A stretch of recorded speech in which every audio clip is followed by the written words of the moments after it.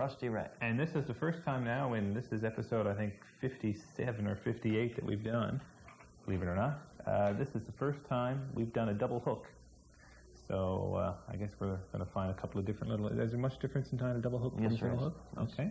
Well, tell us about this particular one here, the rusty rat. This is a rusty rat, a famous mainland salmon fly pattern, developed by Roy A. Thompson. The name derived, rat, the series derived again from his initials.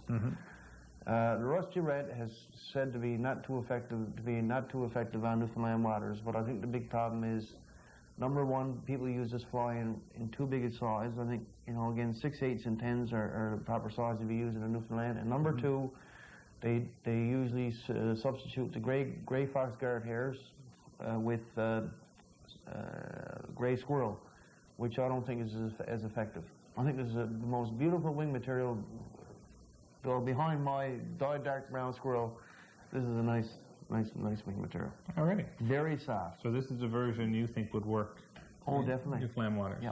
What kind of? I mean, what would make you? What would you notice, either in the weather conditions or the river conditions or whatever, or the time of the day, that would trigger you to put away that green cassaboom and whip out the double hook rusty rat? Okay, I would use the double hook rusty rat in that size in heavy water.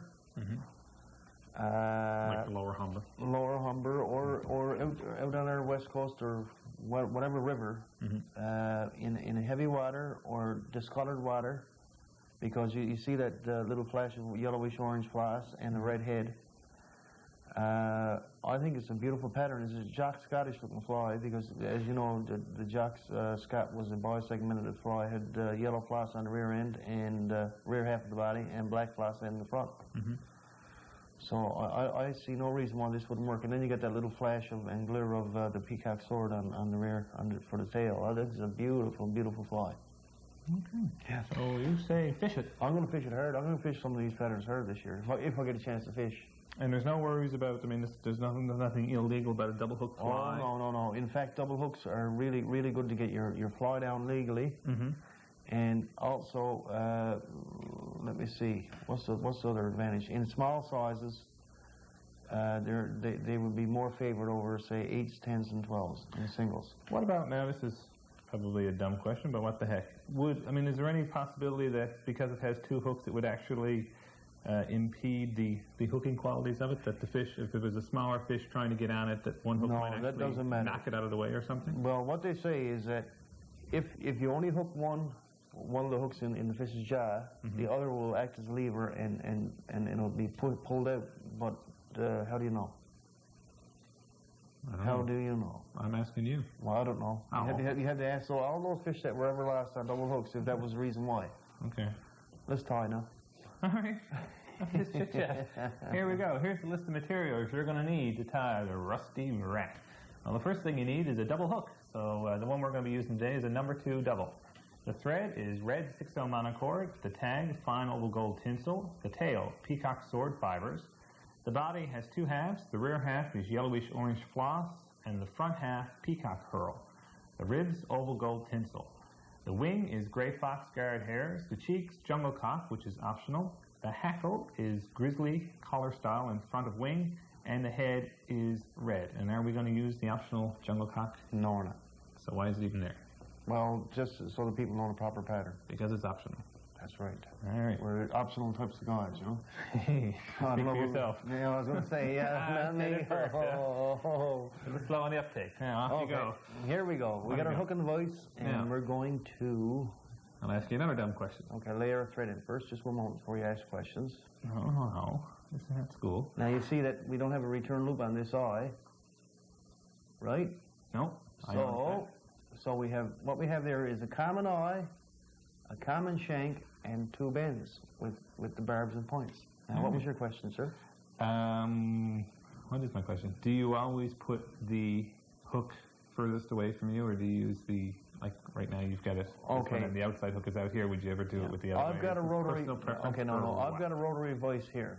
Yes, we're all quite proud of that. So I can set this so that the shank is even horizontal to my work surface, as it will be with a single hook. Now, if I had an ordinary vise, I would set it on the near hook, but you see we're on a tilt, and I just had to compensate for it by, tying with the wing material towards on top of the shank, which is facing me, whatever it is. You can get by with it, but it's nice to have the hook right down, right? So I'm going to just turn that and swivel over a little bit and get that nice and flush. How's that? Wicked.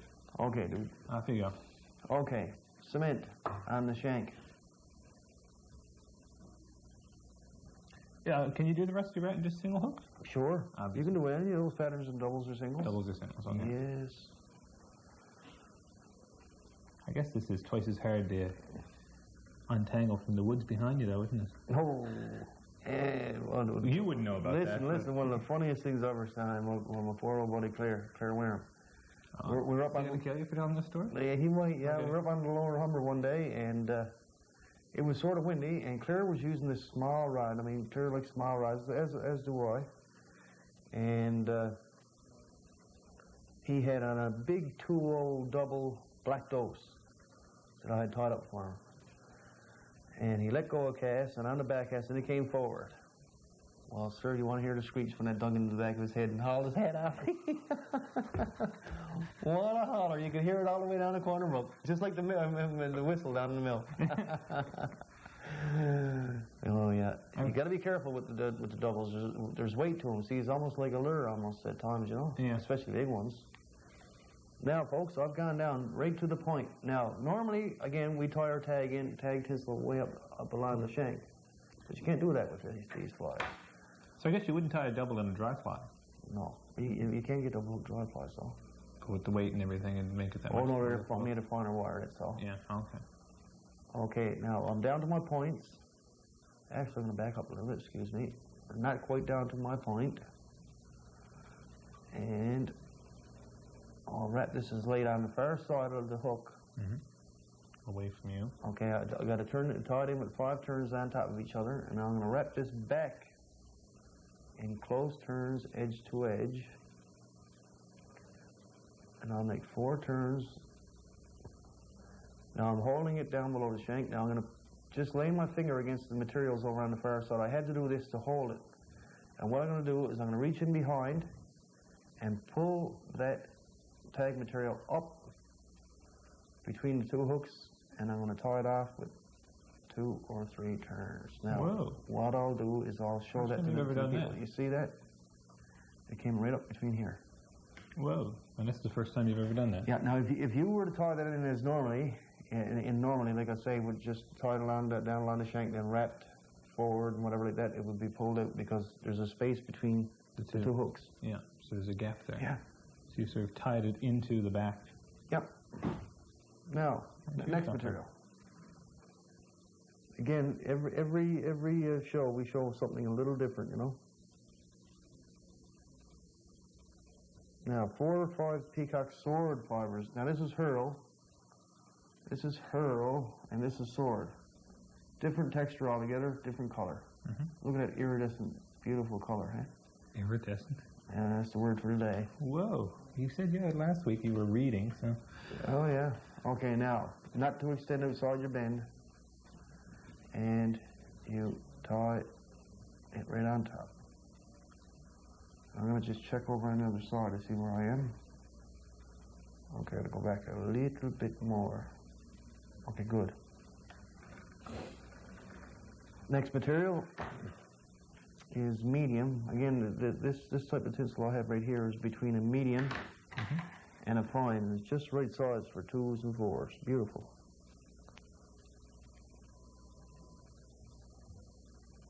There we go. And where this fly is a little bulkier and rounded, I'm not even going to bother to take off the core.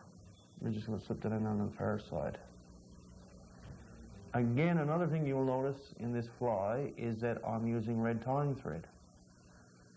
That was specified in the dressing of Roy A. Thompson's Rusty Rat. And the reason being is that when the fly gets wet, it changes the color of the flash, right? We're using yellowish orange floss to begin with, but this one here will darken it up, make it even a little bit more orange. Oh, okay. So the underbody itself. Yeah. Okay, we're going to go halfway up the body. And I should be there. I'm going to clip these materials out. Now, there's no need for them. They're bound down well enough, and the front portion of the body is going to be peacock herl, so you're not even going to see the wraps of this stuff here, right? Do you believe me? As always. Okay, now I'm going to use my scissors as a caliper, and I'm going to see where I'm in body length. 1, 2, just right, perfect. Next material is the yellowish orange floss. Oh, is it yellow or is it orange? Well, It's actually it's orange. almost, can I say? It's gold. Yeah, it's almost gold, yeah. There we are.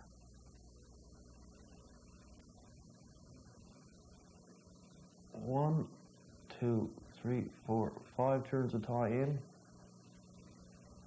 I'll wrap back. A nice, smooth wrap. So you stroked it out and flattened it up. Yes, sir. Before you started to wrap. Edge to edge. Edge to edge. Whoops, almost. Be careful working around double hooks. It's pretty easy to Cut yourself. fray out materials and whatever, threads. You got 2 hooks to contend with, right?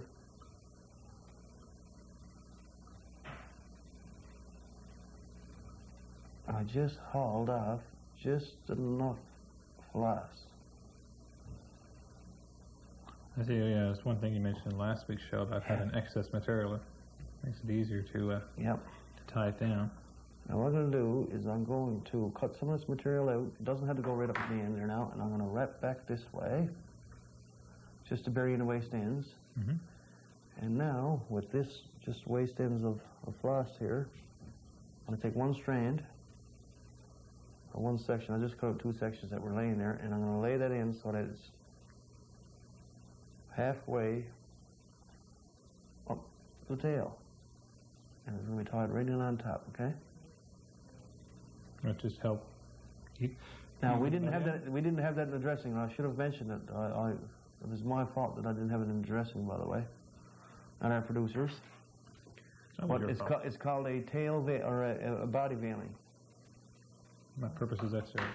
It just adds a little bit more, not flash, but how would you say it? What's the word? Well, I'll have to think of that one. But remember now, the Jock Scott, which was a classic salmon fly, had veilings on the rear end,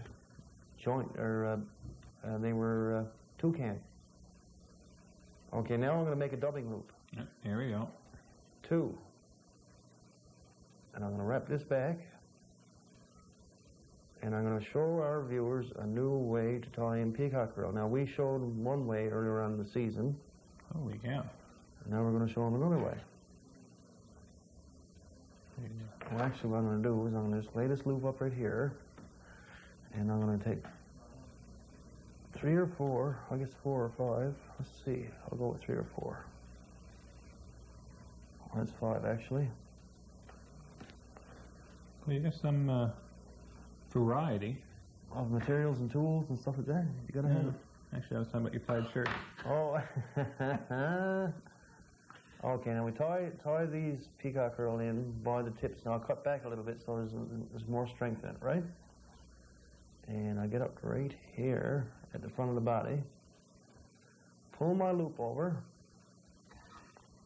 and I will put my tool in. It's called a dubbing twister. Yep. Used it before. Done it. Done it. Yeah, but not this one. No. This is a little different. Okay, open the loop. Bring the herl down from behind. I'll reach in with the dubbing tool. Okay. So what's the difference between this tool and this one dubbing one and the other dubbing ones that we've used before? Okay, this one here is a shepherd's hook type deal, and the other one wasn't. Shepherd's hook. Yeah, that's what they call it. So like when you're performing really bad on stage, you get the old shepherd's hook. Yeah, right on. Yeah. Okay. Okay, now I'm just going to grab those 4 herl. All right. And haul them down through And right at the bottom, right here. Oh my golly, I missed it. Sorry, John. Let's try it again. Okay, what you do, you reach in from behind, Yeah. and you're holding the hurl in the bottom of the loop. Now let's grab the bottom of the loop. So what you do now is you just spin and twist. Whoa! I mean, that's not going anywhere. Now I'm just going to lay it up on the back of the shank. Actually, I'm going to just rotate that a little bit so it just has a place to rest. Sort of untwisting there a little bit. Yeah, and I'm going to lay some cement down as usual. That's just cement. Yep, there we go. Good. Okay, now I'm going to turn that back over so it's laying in a straight shank. Straight plane, right? So, okay, now I've got to twist it really well. Yeah. And I'll wrap. Edge to edge. When I get to the front, I just sort of space it a little bit so there's not as big a bunch in front, you know? Mm-hmm. So again, I'm trying to get it so that my wing kicks down, right? Tie it off at 3 turns. Isn't that a nice full body? Beautiful. Beautiful. Okay, now we have the wrap. Again, the customary 5 ribs. So what we do is we take 2 on the yellow cloth section, lift up our veiling. Mm-hmm. The 3rd turn has to come right directly on the peacock curl and the tail, right? 3, 4, and 5. Okay. Okay. Kind of hard to 1, see the first 2 like gold against yellow, but they're there. 2, 3. Okay. Again, that's start off at 3 turns, right? Yeah. There. Lovely. Okay. The next material to go in is again gray fox skirt here, Alrighty. which I praised highly You did. last show. Lift your hands up so people can see what you're doing there. I'm just separating a bunch of fibers. That's all. Right. So rude. Don't be so rude. This stuff too, I noticed when you cut it, you can just see bits of it floating off into the air. It's really soft. Very soft. See, look at all that dirt here, and that's great stuff for doing trout nymphs and whatever. Look, Yeah. beautiful. Look, what I look. Bunch of rabbits. Yeah. Okay, I need a little bit more there because this is a little thicker fly, and in that vein we will use some more fibers. Very nymphy like. Oh, is it ever? I mean, I'll tell you right now, that would make a beautiful dove body. Yeah. So hang on to your materials. Yeah, oh yeah, you don't throw that stuff away. You just put that in a little plastic bag, and when the time comes, here we go, we'll put this in our waste roll here. And we'll stack this up.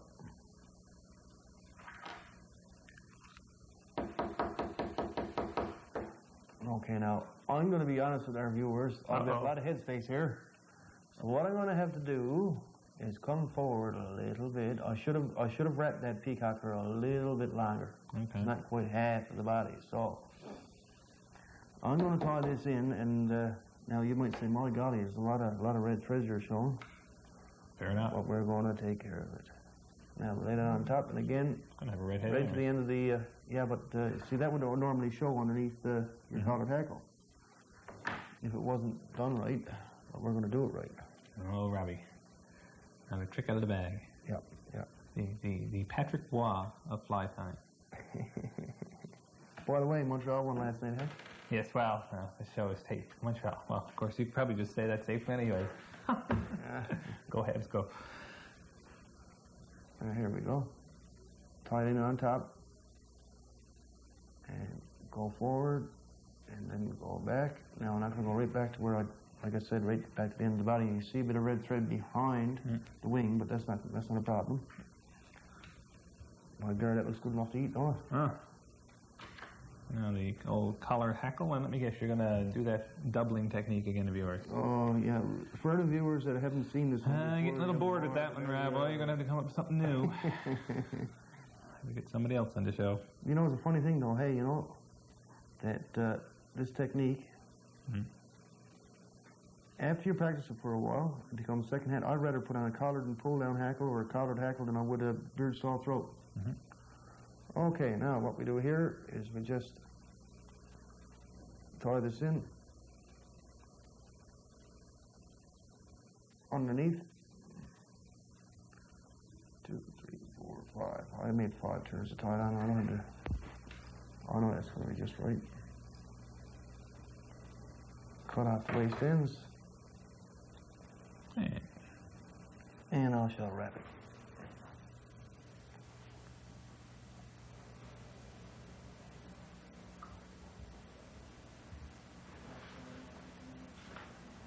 There we go. 3 turns will do. And I'll tie it off.